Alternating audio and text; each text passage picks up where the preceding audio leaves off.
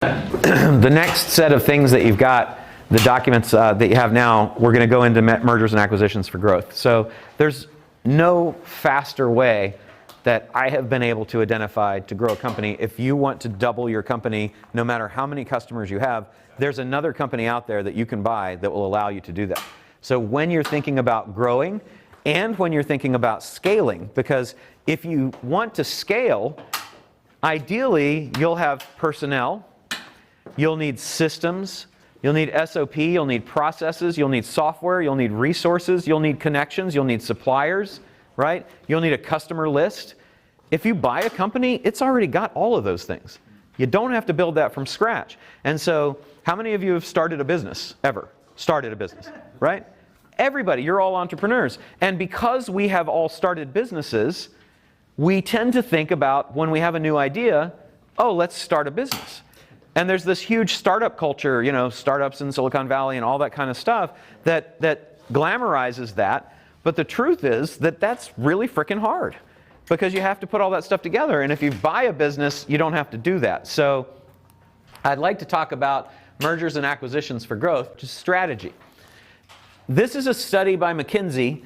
And there's a fantastic book on this if you want to read the whole thing called Beyond the Hockey Stick. But this is a study from McKinsey on all of the characteristics of the fastest growing companies. So they did a really in-depth study of all of the companies. What specifically did they do with respect to strategy that enabled them to grow faster than everybody else? The number one thing, what would you guess is the number one thing? They bought other companies. Good, okay. Maybe? To grow fast. Think about the number one thing to grow fast.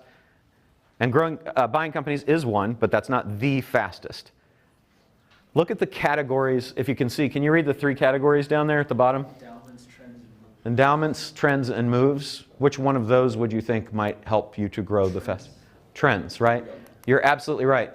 Without a doubt, far and away, the thing that helped companies to grow the fastest was universal industry trend growth, meaning growth in the economic profits of all of the companies in that segment. So think about it. You have the ability to go into anything that you want, right? If you want to go in through buying or starting, if you go into an industry that is declining like oil and gas or retirement funds or solar right now, those are all on the decline, you've got a headwind against you being successful. But if you go into something that has a tailwind behind it, like concierge medicine or CBD or things like that, that's everybody's interested in it. So you're going to get the tailwind pushing you along faster. Like when you fly to New York, it takes less time to get there than it takes to get back, like an hour and a half longer because of the daggone headwinds, right, and tailwinds. So think about, even in what you're doing in your company, if you don't want to change, like you don't want to say, I'm now a blockchain company, I'm now a CBD company, you know, because I'm an attorney or a tax, liability negotiation company, that's fine. But how can you leverage in, what are the trends that exist that you can even integrate your messaging with, right? What can you infuse your messaging with that will enable you to ride on those trends? Another really important thing that we frequently overlook is exposure to top 40% of geographic locations in GDP growth, right? So we tend, when we're in the United States, is anybody not from the United States? Okay. We tend as US folks to only focus on the States. But there are small cities in China and India and Brazil and other countries that are growing at an insane rate, and their citizens are making more and more money and have more discretionary money to spend. Their businesses are starting up and being wildly successful with money to spend and needing to grow. So why are we only focused on the United States? Why don't we look at those other GDP growth areas? And then number three is programmatic M&A. What does programmatic M&A mean? Yeah, so it's not like ad hoc, hey, maybe we should buy a company. It's, we have a plan to grow as part of our growth plan. Part of our growth plan is we're going to buy companies, okay? it's important for it to be part of your program. And then dynamic resource, those are the three I care about the most. Dynamic resource allocation means that they don't do a budget. How many of you do budgets every year? Raise your hand if you do budget. Is just 5. Okay, so anybody that's not doing a budget, you need to go home and slap your accountant and say, we need a budget, okay? Because you need a budget to see how you thought you were going to perform, and then look at how you are going to perform, and then compare the two. And if you don't have that and you go to sell your company, then and you show them the hockey stick of growth that they're going to be buying, they're going to be like, how do we know that's true? If you've budgeted and tracked budget to actual for 3 years, then you can say, well, we were with plus or minus 5% of our budget every year for the past 3 years, so that's why that's going to happen. And they'll be like, oh, okay. Right? Or at least they'll say, we believe half the hockey stick, not none of it. Right. So it's important to do that. The challenge is when you do this budget, it's frequently only done once a year. And then things happen, like one of your offers takes off, or one part of your business does really well and the other part of the business doesn't, and then we don't reallocate from the things that aren't doing well to the things that are doing well. So the companies that grow the fastest have dynamic resource allocation throughout the year so that they're looking and moving at least 50% of their resources to the things that are working and performing the best. That's a big one. Reallocate 50% of your budget to the breakout profit centers. And then the others are, I don't really care about the CapEx, but I do think that having a productivity program is really important as well. And that means cost cuts, overhead reduction, and how can you get your labor to produce better. If you're not measuring this stuff, then you won't be able to think about how you can make it better. Differentiation, we'll talk a lot about tomorrow, but that is also one of the things. Differentiation and improvements in the top 30%, that's getting a cost advantage plus premium pricing through differentiation and innovation. So this stuff is like the most important things to have your business grow. And then there's some stuff that's in endowment that I don't think makes as much of difference. So we talk about trends being the number one thing. I just want to give you a couple resources for that. I could do a whole thing on trends, because a whole 2-day thing on trends, because I absolutely love them.